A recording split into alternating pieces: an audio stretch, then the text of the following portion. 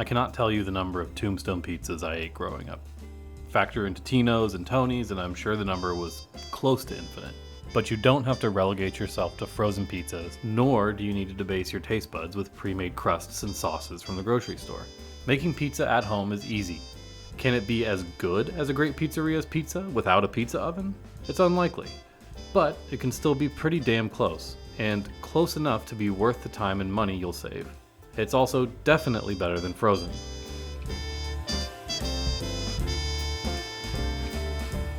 First things first, here's your recipe. The first thing you're going to need to do is make your dough, and you're going to want to do it at least the day before. But pizza dough freezes pretty well, and we can make multiple balls at once, so you won't always have to do this, and even more importantly, you won't have to remember to do this every time. I'm going to make two different sets, one with bread flour and another with 00 flour. You could always make yours with all-purpose flour, but it'll lack some of the structure and chew that these flours offer. Still better than frozen though. Alright, this recipe makes 4 14-inch dough balls. So, in a large bowl, we'll start with 850 grams of flour, to which we'll add 21 grams of sugar, then 14 grams of kosher salt, and finally 14 grams instant or active dry yeast. I've talked about it before, but if you want to, you can bloom that yeast in some of the water that we're going to add. But if you know your yeast is fine, don't worry about it. So we're going to whisk all these together until homogeneous, and then pour in 560 grams of lukewarm water, and then 45 grams of extra virgin olive oil. You can either mix this with a wooden spoon or spatula, or by hand, which is my preferred method because it gives me a better feel of where the dough is at, and it's one less thing to wash. I mean, I guess I have to wash my hand, but you should be doing that anyway.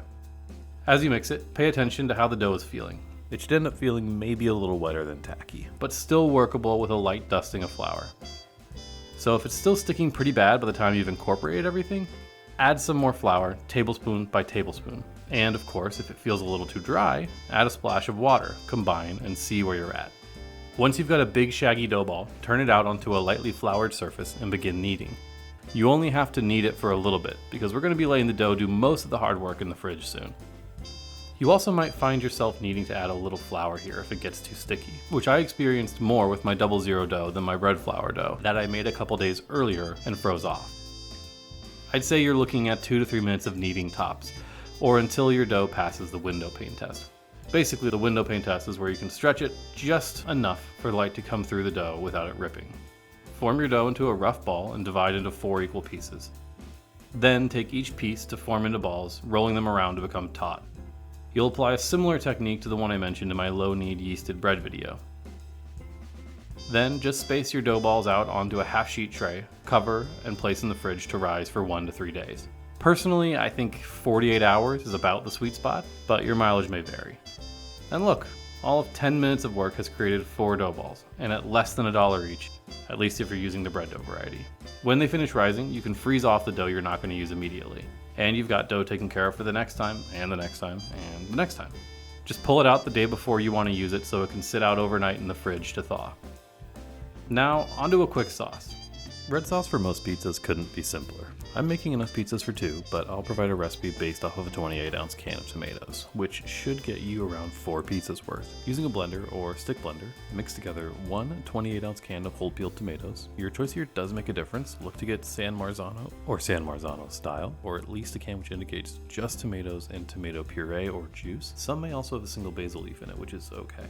The main thing I try to avoid is a flavored can, or as I was made aware of by Ethan Chaplowski's channel, cans that list citric acid as an ingredient. It really does make a difference in the flavor. Oh, and just go ahead and drop the tomatoes in so it literally covers your entire kitchen in tomato juice.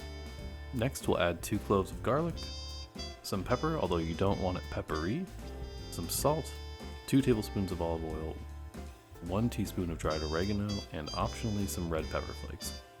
Go ahead and pulse to combine. Portion off into 4 jars and freeze off the ones you won't be using immediately, just like with the dough. And just like the dough, let the frozen jars thaw in the fridge overnight before using. Optionally, you could cook your sauce down, which is more typical of a New York style pizza sauce. But for the sake of time, I usually don't. This time though, I'm gonna do it. It's pretty simple. So add your sauce, add a little extra virgin olive oil, and a tiny bit of sugar.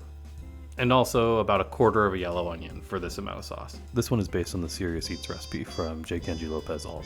So you're going to want to then just put that over medium on the stovetop and let it start simmering, and you're going to let it reduce by about half on the stove. Once it's reduced, remove the onion and then add in about a tablespoon of butter and stir in. Again, this is just for 2 pizzas. The butter here is primarily serving to round out the sauce. I would definitely recommend doing a little taste test before and after just to see how much sharper the sauce is before you add the butter. So, when you're ready to make your pizza, be sure to set a dough ball out on the counter about an hour and a half beforehand. Be sure to lightly flour the counter and its cover. This will give your dough some time to come up to temp, rise a little bit, and relax. About an hour before you plan to bake, turn your oven on to its highest setting. It's probably 525 or 550. Ensure your pizza steel or stone is inside so it preheats with the oven and it's placed on the bottom rack. If you don't have one, you could probably get away with using an inverted sheet tray. There's a few methods for stretching your dough, but I typically do a hand stretch then toss. Be sure it's not covered in too much flour or your kitchen will also be covered in flour too. So you'll want to start by pressing in and out from the center of the dough ball to form the crust, trying to keep the dough as even as possible except for the crust where you want to have it be a little bigger.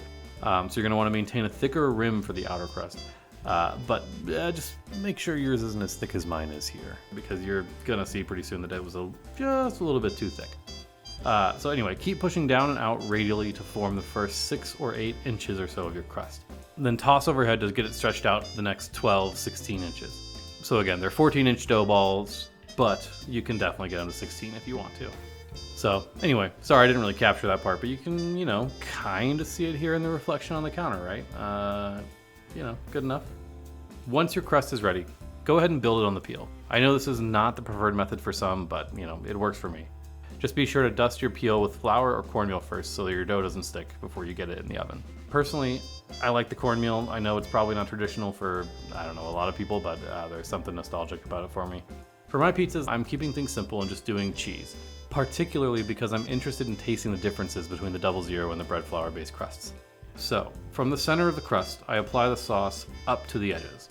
Next, I add the cheese.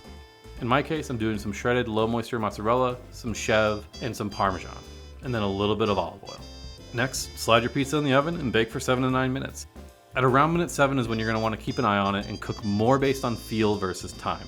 You want to make sure a little bit of that cheese starts to brown, but you don't want that cheese to start to throw its fat. Once your pizza's done, pull it out of the oven.